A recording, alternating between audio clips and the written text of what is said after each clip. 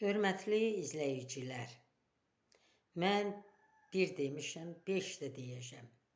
Mən Allahı görmüşəm və görüşmüşəm.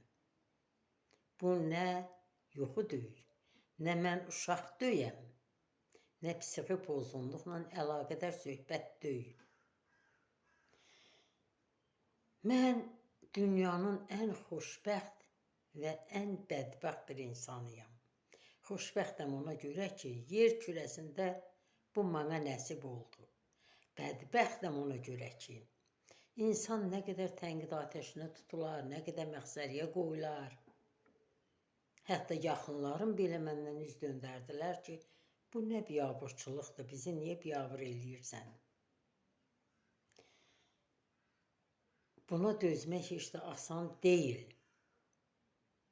Amma onları da qınamıram. Ona görə qınamıram ki, elə özüm onların yerinə olsaydım, söhbətə inanmazdım və deyərdim ki, bu sırf dəlixanalıqdır. Amma burada bir həqiqət var. Onu da deyim ki, dindən heç anlayışı olmayan bir adamam. Namaz qılmamışam, oruç tutmamışam, hicab nədir bilmirəm, Quran kitabı oxumamışam, yenə deyirəm, dindən mənim heç anlayışım belə yoxdur.